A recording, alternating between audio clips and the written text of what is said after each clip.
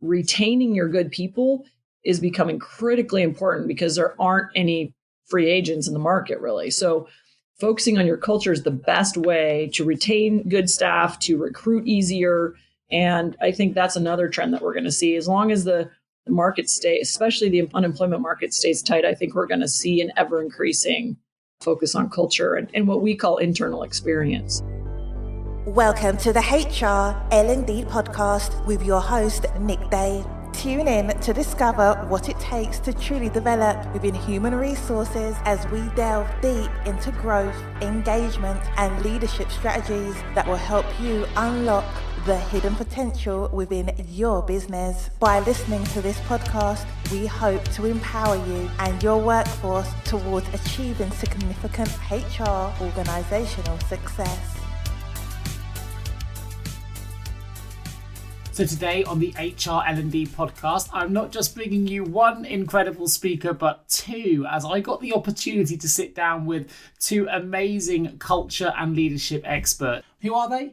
Well, they are Dr. Rachel Headley and Meg Manke, founders of Rose Group International, who are a leadership training and transition change consultancy who help guide businesses through major changes thanks to increased engagement and powerful new attitudes. Now, Rose Group International, also known as RGI, specialise in leadership development to improve corporate strategic alignment, communication, situational awareness, internal cultures, and leadership skills that can really drive and help businesses to prosper and thrive. So who are Rachel and Meg? Well, Dr. Rachel Headley, CEO, is a PhD scientist who spent 2 decades working in the satellite industry. She uses the lessons she learned from working in big teams and undertaking complex challenges to create solutions for businesses that actually work. She's managed multi-million-dollar projects, she's united diverse international stakeholders, and she's guided teams through significant change.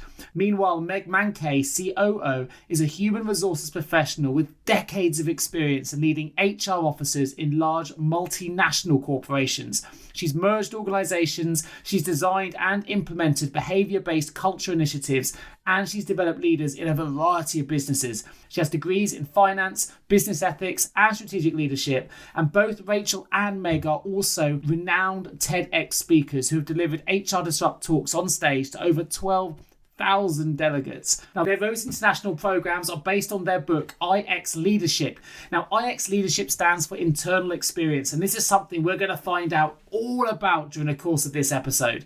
If you want to know more about culture types, great leadership, how to implement change, how you can create a culture of innovation, then you're going to really enjoy this episode. We've got 2 exceptional speakers, 1 hour of content. Listeners, fasten your seatbelts. Let's begin.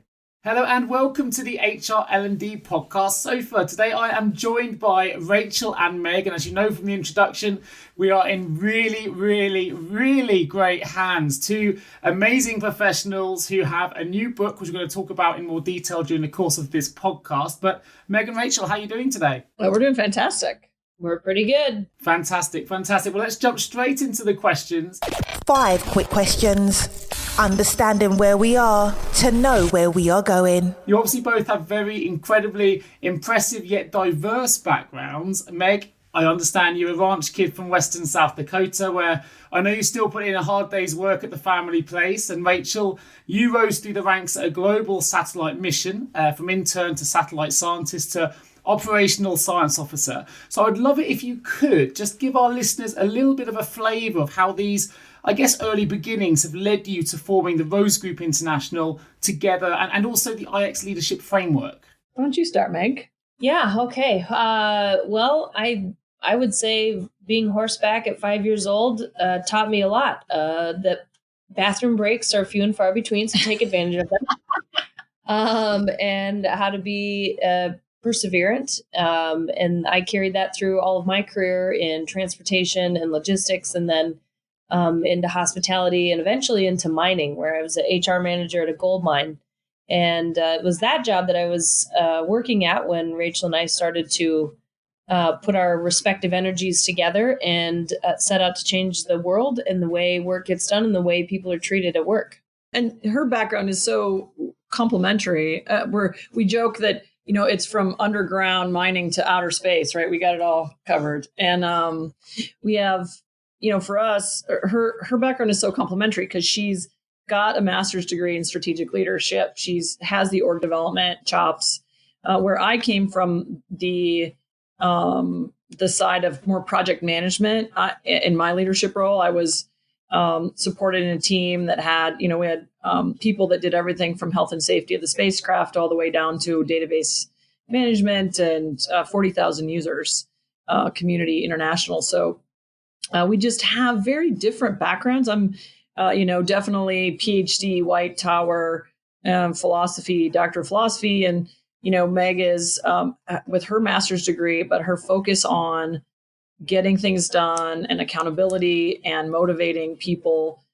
We have a very similar way we like to do business. And so even though we have this really crazy diverse background, we really align very tightly on how we actually like to motivate people. So that's how it kind of all works. Great, fantastic. Sounds like a really good partnership, which I think it shows through your writing as well. And we're going to talk about that a little bit later on. I know that something you're both quite passionate about is obviously engagement. And personally, I feel that engagement is at the heart of culture at the moment, and subject that I've got some familiarity with myself. I'm studying a master's at the moment, funnily enough, in professional consulting. And this talks a lot about culture models. We've been studying things like Charles Handy's 4 archetypes, theories of Edwin Schein and Gert Hofstede as well. But your approach to culture types is a little bit different. And I know from your research and perspective, how would you both describe culture types? I would say culture types are a way for an organization to understand the dynamics that exist on a team by knowing more about people's work preferences and what kind of an environment they like to operate in. Yeah. And from my perspective, my science background, I was just telling Meg this morning, I really like this forest analogy that I keep coming back to, which is, and it's not in the book, so it's a nice sort of bridge where, if you have a bunch of trees, like if you think of your business as you need people to run your business, but there's a vast difference in, let's say, a forest. You need trees to have a forest, but there's a big difference between a plantation where there's trees just existing next to each other and a forested ecosystem where you have to understand how everyone works together and the value of all the components. And so our system really allows you to understand the dynamic that exists across your entire team and organization that actually gives you insight into how to actually strategically grow your firm, your company, or your organization. So can we expand on that a little bit more? It's something that I know our listeners are very much HR-led. We've got a lot of training and senior HR leadership professionals that listen to this podcast. For them, how can being aware of their team's culture types immediately improve the way that they communicate internally? Well, an example that we used from a client that Rachel actually worked with was we had a fixer and an organizer. So those two are opposite culture types. And the organizer generated this, I'll give you the brief version, 25-page report for every event that they put on. They were an event planning management company. And the organizer, put this every bit of information you could need down to how many ply the toilet paper was in this report. And the fixer could go in that report and find any amount of information that he wanted or any piece of information, and yet he didn't. He would always go ask her first instead of checking his email, which drove her crazy because she's thinking, gosh, she likes details and orders. She put it all in the email. And he's thinking, I'd rather just chat with you about it. It doesn't seem, why is that a big deal to you? And so really, I think the biggest win or the biggest favor that culture types do for a leader is you immediately can see the differences that exist in people's work preferences and start to think differently about how you want to work with your team. Was it that prompted you to create the culture types within the IX Leadership? I mean, the book, for those not familiar, and I will put a link in the episode notes, is IX Leadership, Create High-Five Cultures and Guide Transformation.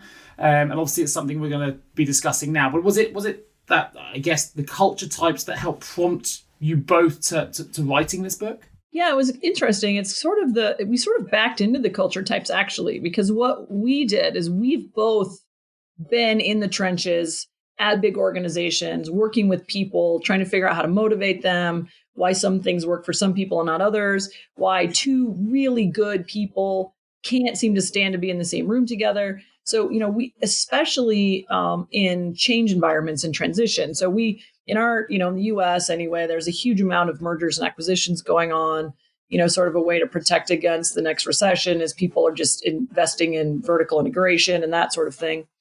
And, in those stressful change environments, transition environments, people sort of retreat to their corners. The executive teams are all high-fiving and drinking scotch and celebrating.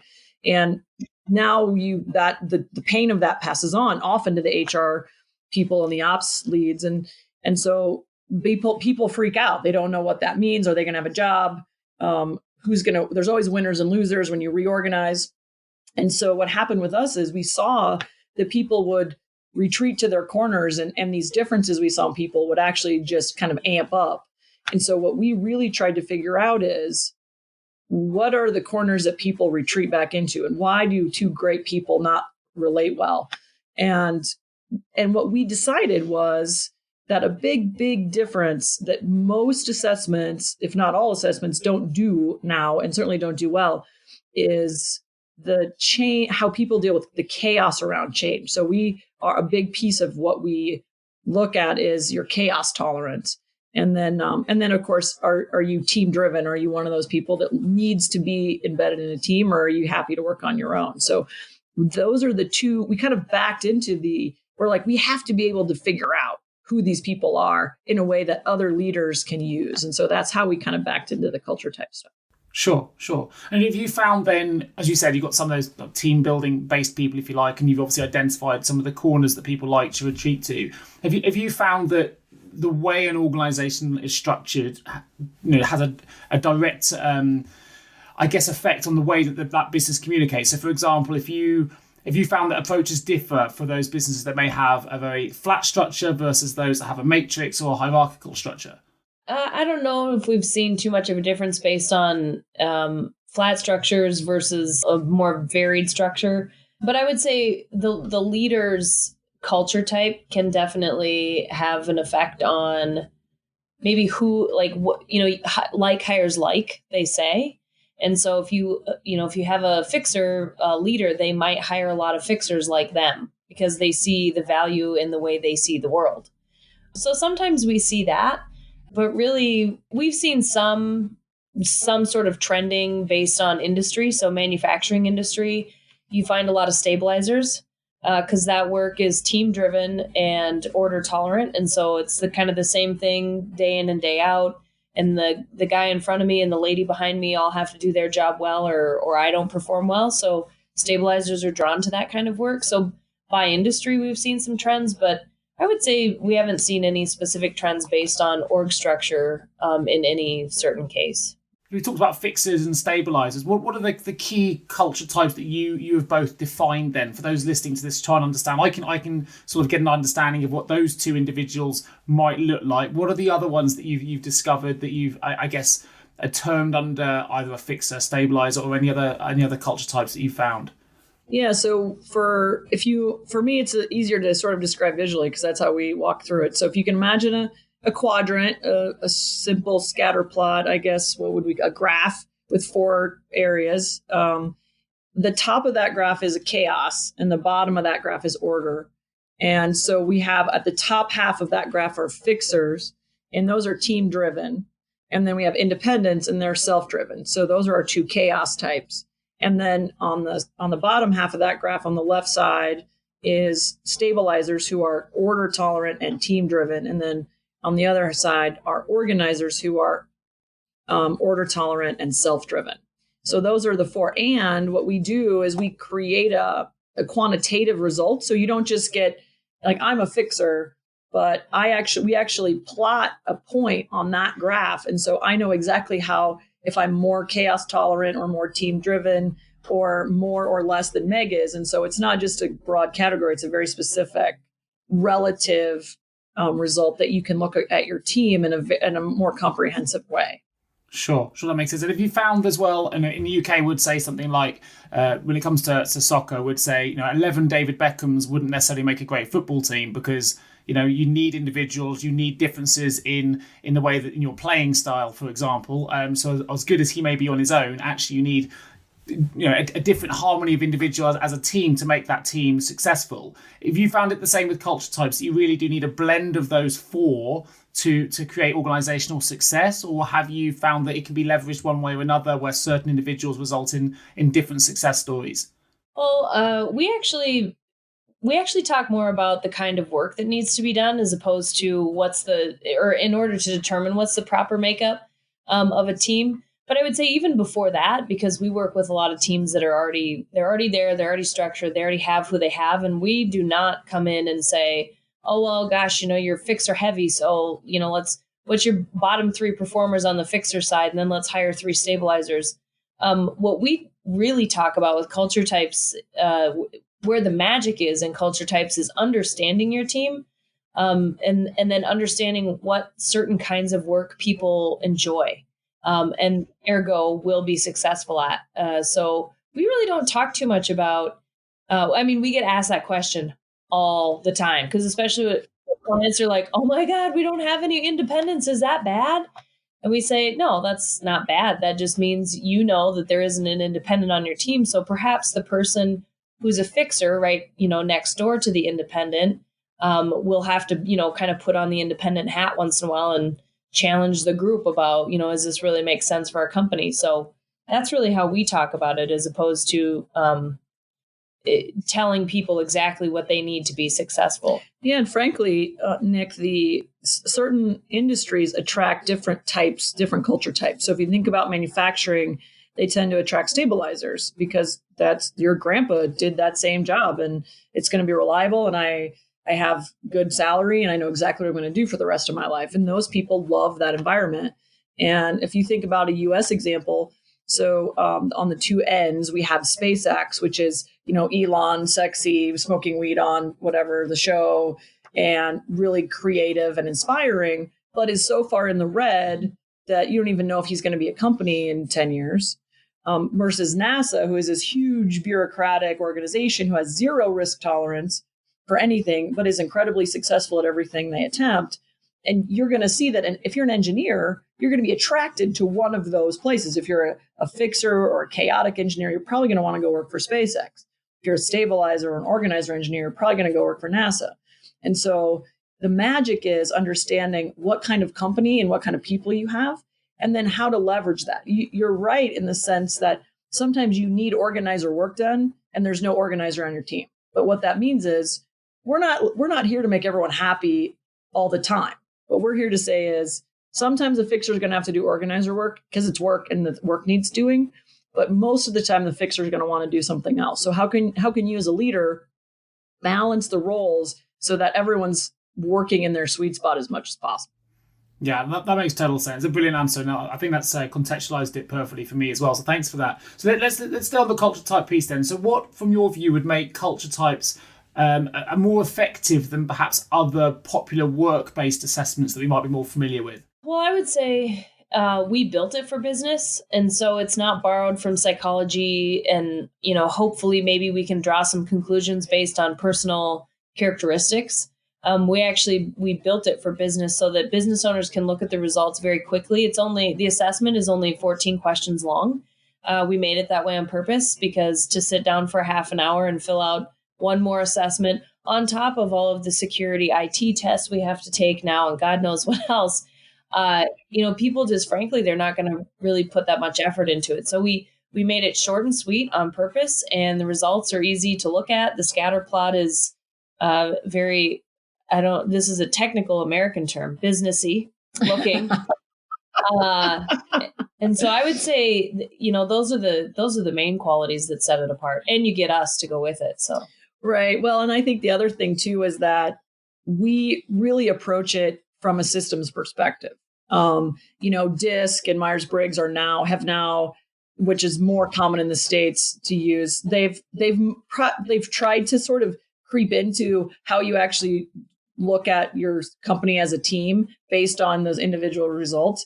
And frankly, it's found to be ineffective or not easily integratable and lots of other challenges. And so we started by not only for business, but also a team-based assessment so that it is absolutely usable in a because it's all about change. And the world today, business today, is all about change, and it's all about team. And so if you don't start there, then it's kind of force fit and a little awkward, frankly. Sure, that makes sense. And I think, a lot of the podcasts we do are talking about how things are moving on at a really fast rate, and you need to evolve. As someone said to me, if you're not evolving, you're evaporating. So it's important that we're looking at things that push things forward.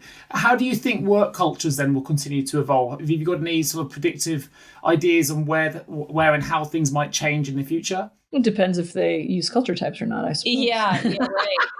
Yeah, boy, I'd be a hedge fund manager if I had the answer to that question. But I think that I guess my opinion on the whole deal is, especially from a generational perspective, things are probably, what we see anyway, is a trend of kind of balancing out when it comes to leadership theory. So, it's kind of went from transactional leadership to transformational, and then into servant leadership, which was either misconstrued or done really poorly. And then there's no accountability. And now people are kind of coming a little bit back and saying, hey, well, no, we want there to be some accountability in the workplace. So I think as far as work cultures go, you're going to maybe see less of the Google-esque kind of work cultures where there's beanbags and beer on tap, and maybe more accountability, maybe bring up some of those, a lot of companies have flattened out their structures. I think you might see some of that going away and building in some hierarchy again,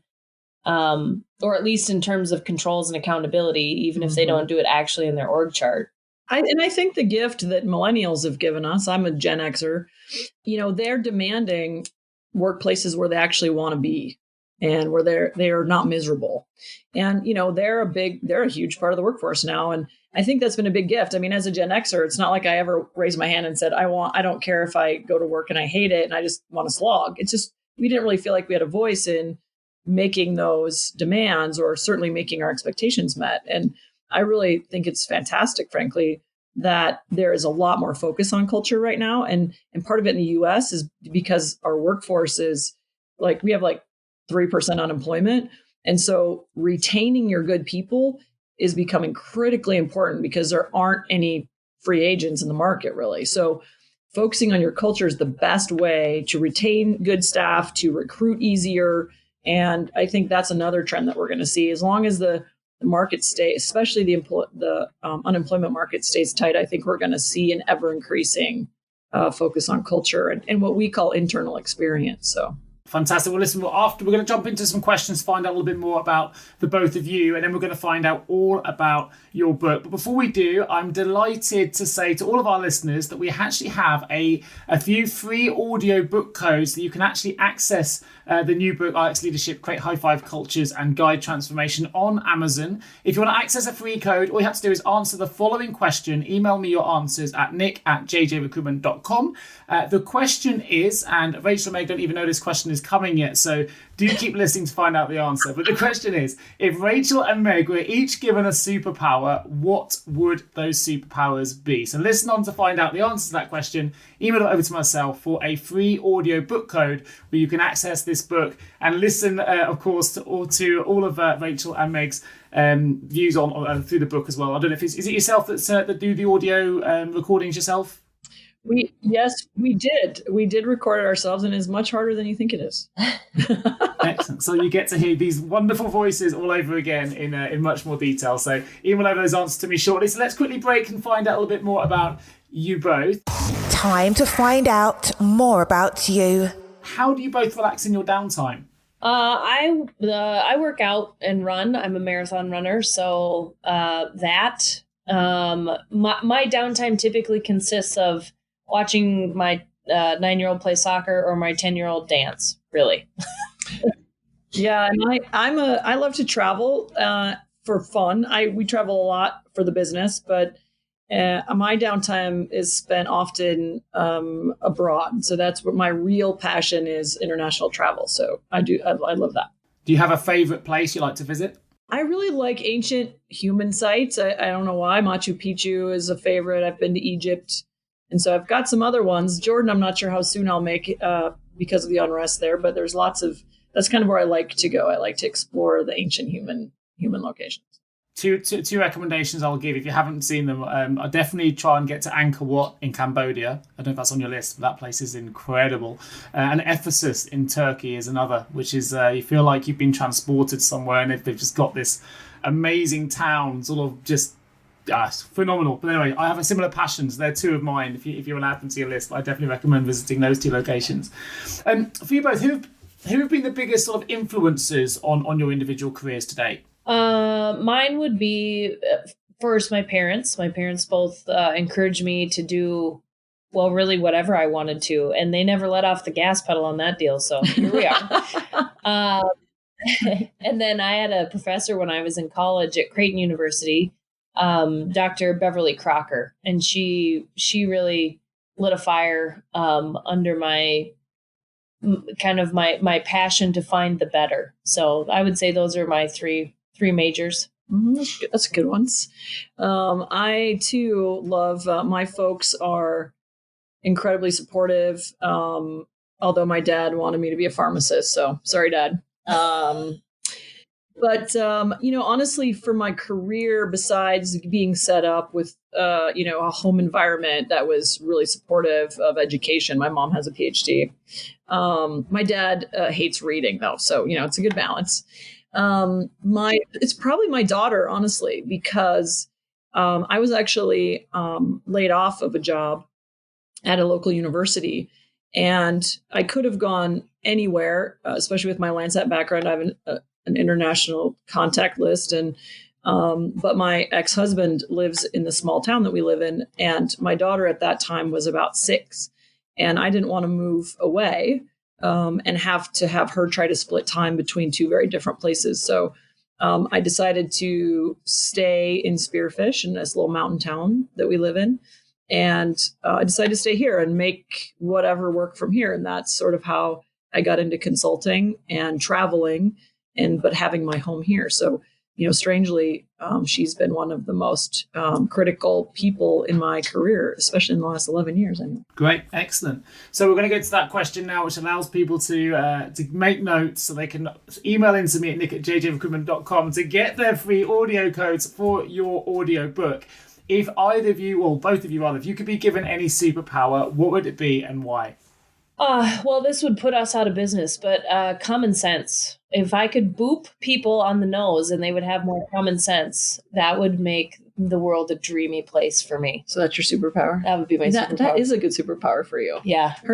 She's it's definitely a new one for the podcast. Right. She's a no excuses accountability guru. So she's definitely, I can see that about you. Yeah. Mine is also, I guess yours is pretty selfish too, in that sense, but telekinesis for sure. If I could magic myself to all the places I travel instead of dealing with a commercial aircraft or airlines, that would be amazing. So I would love to just have a little, Star Trek beam me up, Scotty pad, and it would send me to wherever. That would be fantastic. That's mine. Very nice. Fantastic. Excellent. Well, I hope everyone's taken notes. Send those answers over to me. Get access to your free audio codes for the audiobook, which we're going to find out all about now. Have you ever asked yourself, how can any recruiter understand my HR recruitment challenges? Please don't give up on your hiring challenges just yet. Here at JGA HR Recruitment, we appreciate the difficulties associated with attracting, recruiting and retaining top human resources talent. We also understand just how costly a poor hire can be. JGA HR Recruitment would like to partner with you to help you overcome your hiring challenges. Contact us today on 01727 800 377 or visit jgarecruitment.com to find out more. Shaping the future of human resources together. Final questions. So the audiobook, of course, IX Leadership, Create High Five Cultures and Guide Transformation. That is available on audiobook on Amazon. I will put a link in the episode notes, or you can access the code completely free if you email me those answers to my email address. So, Rachel and Meg, your book, It's been called brutally honest, incredibly practical, and refreshingly hopeful. It tackles the idea that corporate success is hampered by the failure to create an internal experience, which you obviously shortened to IX, that keeps the best people, enables true innovation and creativity, and implements change quickly and effectively. So, with that in mind, what should businesses be doing to improve the internal experience? Well, I would say from an executive level, the first thing that we really talk about with our potential clients is decide you want to know. Because there has to be buy-in from the very top. That's something that hasn't really changed over the years. And so, a lot of times, an analogy I've been using a lot lately is organizations want to be like a German Shepherd. They want to be, very well-trained, very disciplined, sharp-looking, but they want to put in the work of, say, like a black lab, a Labrador, which is, kind of chaotic and ridiculous, doesn't pay attention, slobbering mess. So I think the first rules of engagement for changing your culture, improving your culture are decide you want to know what people say isn't great about your organization, and then decide you're ready to do something about it. Yeah, I like that, especially the slobbery dog analogy. I'm totally using that. Yeah. The other thing for me is actually understand where you are in the context of the market in a different way, in the way of the kind of work you're doing and in the way of where you want to grow, in that same sort of SpaceX versus NASA sort of analogy. If you're recruiting, if the kind of company you are is, we have a friend who runs a professional CEO network, and he always says that they're building the plane as they're flying it. And so that's clearly a very chaotic work environment. And so you're going to attract those people to you. The hard thing about that is someone's going to actually have to be order tolerant in that organization to actually make sure that the things are getting done the way they need to get done. And so it's really understanding the kind of people that you have and the kind of people you're going to attract and who will actually help you achieve your goals. And so almost in every, for the change management professionals out there, the first thing every change management process tells you is understand your people. And it's kind of the same way. If you don't know who you have, then you have no idea how to actually motivate them, create structure that resonates with them, and how to actually help them be productive and effective for your organization. Sure. And I have to say, as an HR recruiter, we've seen a real shift in what businesses are trying to achieve, but not necessarily with better either financial or recruitment results. So, for example, particularly in London, there's been a lot of businesses wanting to move into becoming more, I'll put this, more Google-esque or Facebook-esque. Everyone wants these rooms where they can relax and there's no real hours of work you can change, or the 4-day week, or real trends. Even some recruitment owners that I know have moved their businesses to agile working 4-day week only environments to attract different people to their businesses. But the results haven't necessarily in all cases followed the changes, and they've actually in some cases lost staff because they haven't liked the changes. And particularly in payroll and human resources, where I've always specialised, change isn't always welcomed, and I don't think businesses always predicted that. So have you seen some of these changes taking place as a result of some of the much bigger corporates trying to attract staff and be different? It's so cool because it's sad that you're seeing a lack of performance in some areas. But the crazy thing is, if they would have done their culture type assessment before they decided that, they would have changed how they did it. Because if in payroll and HR, for example, we do see a lot of order tolerant people. And if what's happening, I suspect, is they're deciding it's a different root, the wrong root cause.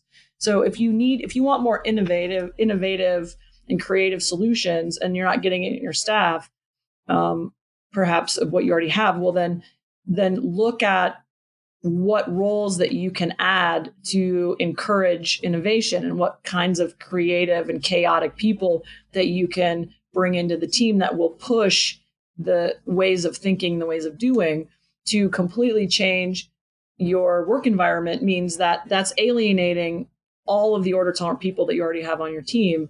And so the beautiful thing about that example is that if they would have done their culture type assessment, they may have made different decisions and had a lot more successful results.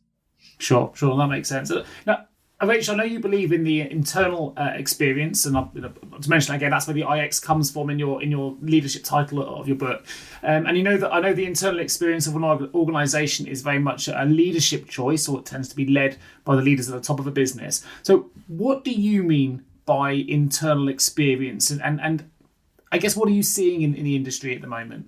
Well, so Rachel and I were at a conference, speaking at a conference in Phoenix, Arizona at Carvana a couple years back. And it was a little bit comical because these folks that are in the customer service space were talking about CSCX, which is customer service, customer experience.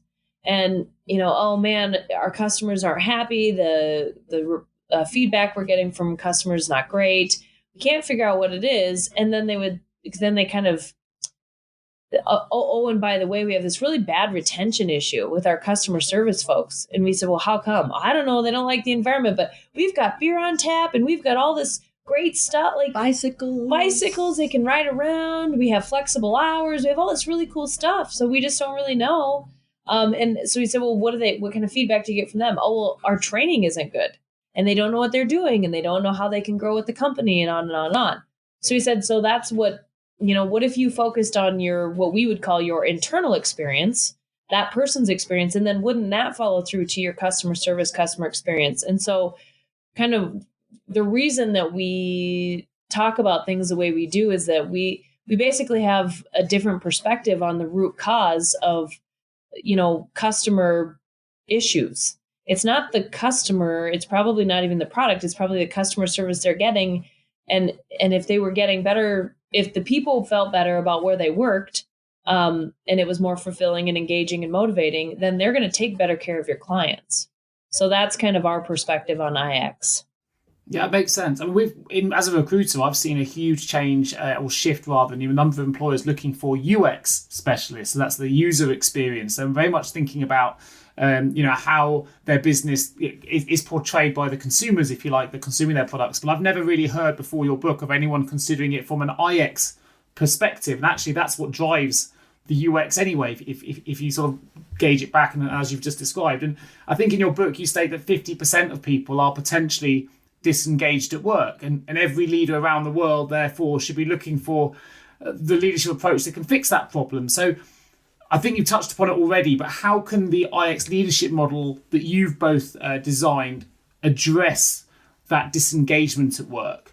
Well, the main part that we feel that the culture types will help address is this idea that leaders aren't really leveraging the energy of the people that they have, right? So that example, in fact, we've seen as high as 83% of employees are somewhat disengaged from their company. So the challenge is mostly that we feel that leaders just don't know who they have working for them, and they don't understand how to create an environment where they can thrive. And as an example, we were talking to a big port authority, and they were asking us, they're recruiters, HR recruiters, and customer service focused. And they said, does your assessment measure people's ability to want to help other people, to be helpful? And we said, well, no, not directly. But, our argument was, if you're having people that you hire that aren't being good stewards and good, helpful to your clients, then there's some other problem. So what we would say is understand who your people are. Think about an airport, because this was a port authority. We use the example. If you have to hire somebody who's going to run around the airport and in a wheelchair and pick up people at all the airplanes, and that, half the time it's going to change, and half the time they're going to be planes that are late, and all of a sudden you're supposed to be in two places, and how do you manage that and run around, and who's going to be doing it?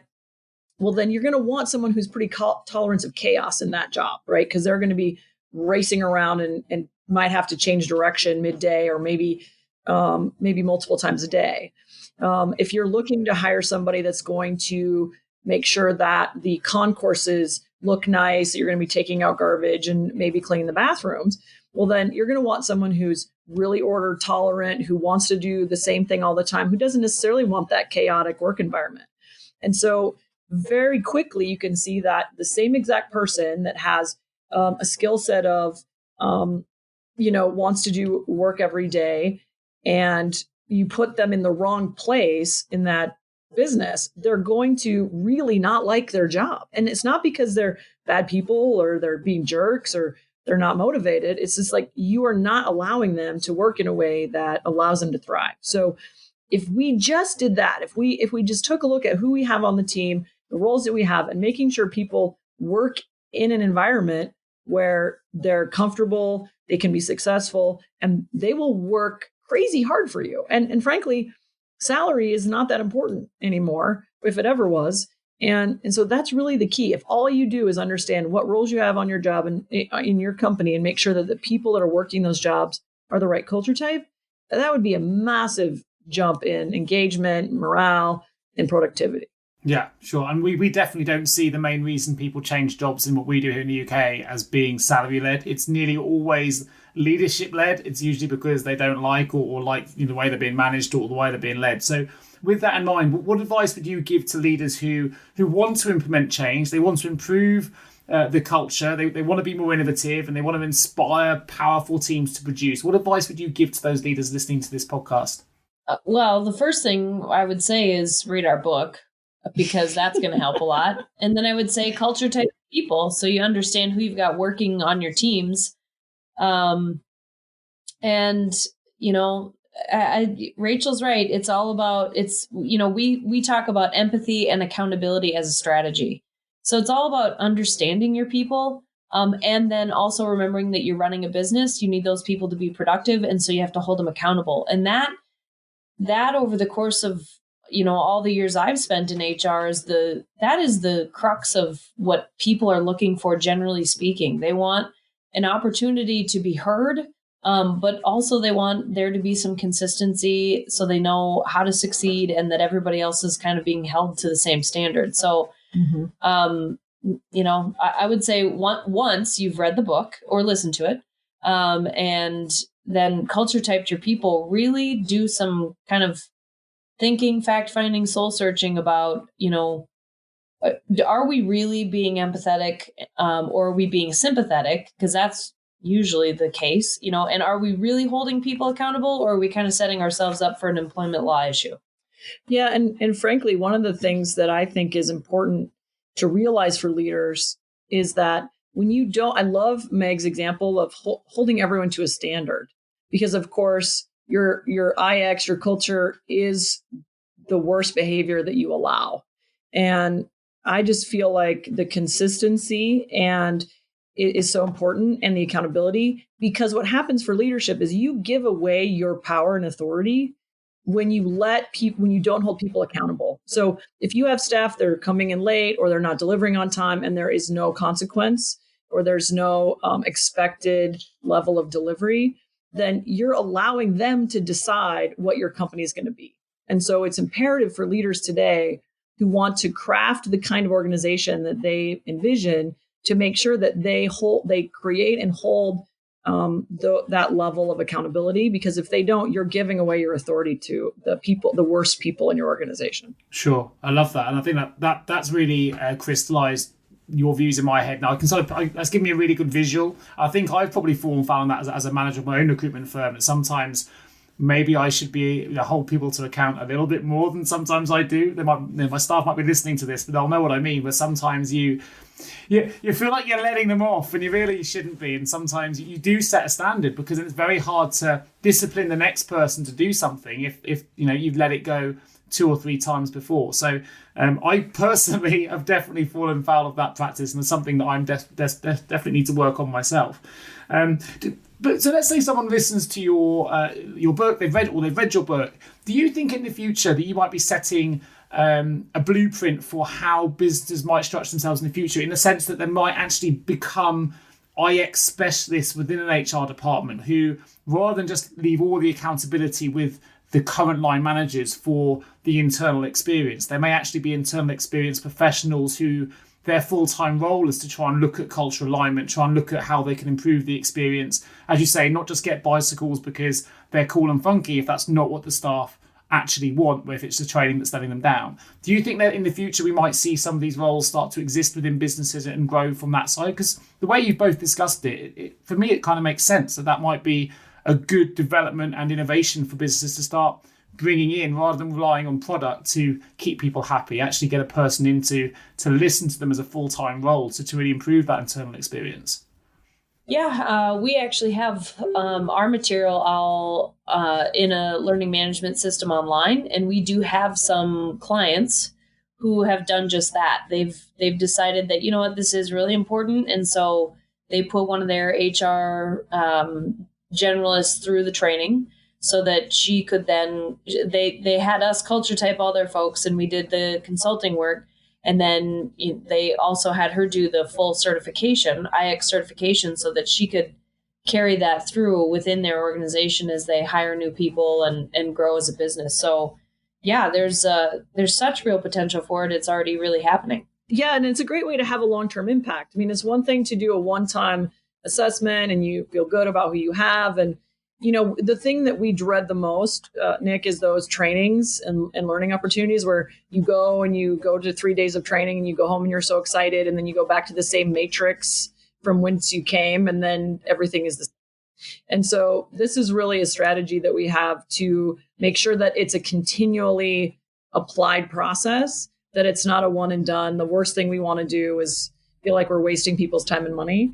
And so that's a really exciting way for us to have a long-term impact and really actually affect change in organizations. Because as you know, it takes more than 3 days. So. Sure. Now, I mean, between the two of you, you both possess a significant number of sort of high-level academic qualifications, multiple degrees, of course, a doctorate between you as well. Do you think a good academic foundation is important when it comes to developing strong leaders, or in particular when it comes to developing influence? No. Cool. I mean, good job getting your master's degree, Nick. We love that. Yeah, no, that's all right. Don't worry. I have a PhD, I get it. No, I mean, we have absolutely, we're of the opinion that it absolutely doesn't matter what your credentials are on paper. I think that it depends on, I suppose, what level you are in the organization. I mean, even for our business, not that I wouldn't look at someone who wasn't quote unquote qualified on paper to be our CFO, but it would certainly give me more comfort to know that, maybe they have a finance degree or at least some sort of business admin degree. But I think where it really matters within an organization is, those frontline supervisors who are kind of the voice box or mouthpiece for the company to the employees and then out to the community. They don't, I mean, a lot of times they're just promoted because they've got really great chops and whatever technical skill they have, but they're not trained to be a leader. So all the things that they've learned in their whole career don't matter when it comes down to being a leader. So I think in terms of like actual good leadership, no, education is zero important. As a matter of fact, being book smart kind of can destroy you a little bit. I don't know what you're talking about. Yeah. But, we also know, like, my partner in life runs his own company, and he had 4 years of military service in the Air Force, and he's highly successful, cares about his people, has grown his company.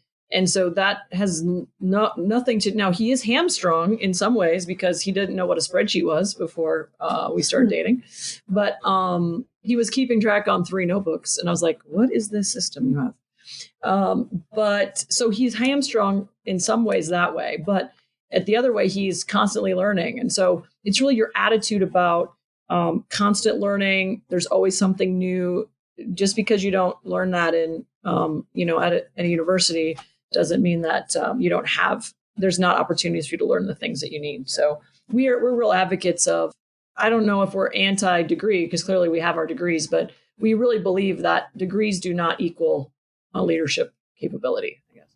Sure. No, I think you've articulated that really clearly. And that's actually some of the reasons you've touched upon, of the reasons I'm doing the Masters myself. It's sometimes an internal credibility piece to tell myself that I can do some of the work that I've got ahead of me and go in with a little bit more confidence. It's very much a personal thing rather than an external reasoning for undertaking it. So I think that really helped, and that was good. Well, listen, last question before we enter the HR L&D Vault. In your book, IX Leadership, it contains tools and perspectives, not just for navigating corporate cultures, but also to improve self-awareness. So I wondered if you could both sum up your key objectives for the book. What would they be, and what tools can people picking up the book tomorrow, what kind of tools can they take away from the book if they were to read it cover to cover that can really, I guess, help them to become better leaders and to really improve the internal experience for their employees? I would say the middle part of the book it's all about change and understanding how people are going through change, especially based on their culture type. So I think that one of the major aha moments most people have when they read the book is to understand or to have an explanation about what happens during change. And they're like, oh, that's why that person does that thing that I think is so weird. So I think reading that middle section and understanding that people see change differently, that's really helpful. And then the last section of the book is a lot of tips and tricks about just how do you engage with people on a daily basis, knowing that they're different than you and all the things you've learned in the first two sections. So I guess my major objective for anybody reading it would be to understand that you have to give people a little bit of grace and ask a lot of questions so that you feel comfortable that they are holding themselves accountable. And then if they're not, you have to figure out what you're going to do about it. Any particular tips you could give someone to take away now if they're listening to this? There's one tip I can give before that I can get your listeners to take away and potentially implement straight away in the way that they either speak to employees or the way that they're handling change. Is there a tip you can share? Yeah, I think that the tip that we talk about the most probably is that when you're having conflict with someone, it's not about you. So, like for instance, if you have someone, Meg is an independent, and she prefers to spend some of her time working on her own, and so we in our team had a conversation about how often we all need to be in the room together and how often we need to be apart in order to have people be the most successful. And so when Meg was telling me about that, there wasn't a moment where I thought, oh, it's because Meg hates me, or, oh, it's because Meg's trying to make my life harder. It's not really about you. It's about her and what she needs. And there's a balance between that empathy and accountability. And if she needed to not be in the office and didn't perform, or if I needed to be in the office and I didn't perform, then that's a different conversation. But from that perspective, our tip is it's really not about you. And I guess one other one for the goal from the book, from my perspective, one of the things that's been the most powerful is to have people understand that it's okay to be and do the things that feel right to you. So one of the stories I tell in the book is I'm a chaos person. I love new challenges. I love something different every day. I haven't lived in the same house for more than 5 years in my whole life, and it's and I really resisted that chaoticness for a long time because I thought to be a good employee or to have a good career, I had to do things much more orderly. I had to stay in the same job a long time. And because of that, I was mismatched to roles and just frankly not very happy with my career for a long time. And when I finally figured out that I'm a chaos person, and that is okay because there are chaos jobs that need my penchant for, different things day to day, it was really quite freeing. And I've had people tell me that, well, my mom wants me to be an engineer and I'm a free spirit. And I said, you know what? Your mom will never let go of that because that's who she is and that's who she wants you to be. And so it gives you permission to say, you know what, Mom, it's okay. I know you want me to be an engineer, but it's just not who I am. And so it's really quite empowering, I think, to read through and say, you know what, this is me and it's okay to be this. And I don't have to fight against those natural tendencies that I have. Great. I love that. I was just listening. You've literally just described what I'm going personal here. My wife has been through over the last few years. And I think she's probably just established, based on what I understand of the culture, that she's probably been more of a chaos type as well. So she's gone from being an office-based customer service, I guess, a complaints type management individual to a completely changing career, retraining as a massage therapist and being very practical and outwardly. And I don't think I've ever seen her happier, but it took her a long time to come around to that transition and actually What does she really want to do versus what she thinks people think she needs to be, if that makes sense. It's amazing the transition you can see in happiness in a very short space of time when you get comfortable with who you are. Yeah, and that's the important thing really, is our goal of this whole thing, the company, the book, the system, the culture types, is to really improve people's lives. I mean, if you have 85% of the people that go to work every day being kind of miserable or too very miserable, then they're going to have kind of miserable home lives, kind of miserable community lives. And so if you can elevate the level of joy and engagement you have at work, then that's going to just benefit everything in your life and everyone in your life. And so it's really, I mean, to really be in the States, we say motherhood and apple pie kind of thing. It's about making the world a better place. And you're seeing that in that one person that's very important in your life. So imagine if we could do that for 10% of the people in London or 10% of the people in the States. It'd be a massive, massive change in everyday life. And if you're happy at work, performance improves as well. Because if you're disengaged, you don't give your best view of yourself. So it kind of wins, as you say. It's a win-win for everyone. And you make more money. Yeah. Companies make more money. So it's a win-win all around. We could just get it going. So fantastic. Well, I think that's a great way to finish the questions for part 2. We're going to open the L&D vault. Opening the L&D vault. So, Rachel and Meg, in hindsight, what's the one thing you now know that you wish you knew when you began your career?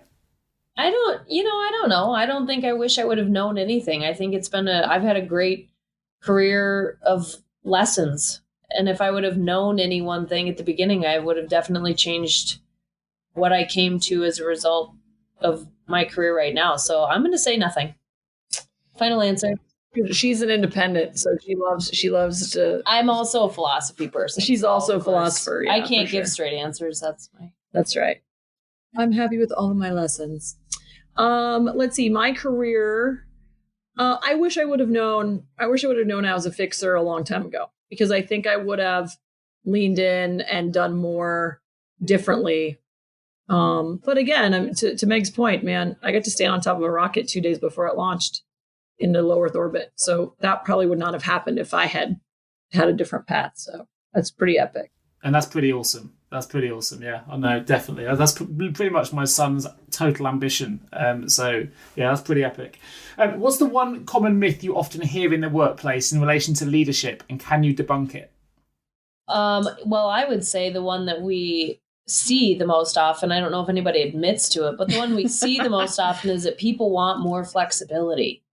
And in some ways that might be true, but what we give up when we allow too much flexibility is our consistency as a business. And so business folks are not very good at seeing that. And so a lot of times a lot more flexibility leads to a lot less consistency, which leads to less accountability, which leads to employment law issues. Employment law. She's a guru about that. My favorite myth is change is hard. Because change is only hard because companies make it hard. Change is actually really fun.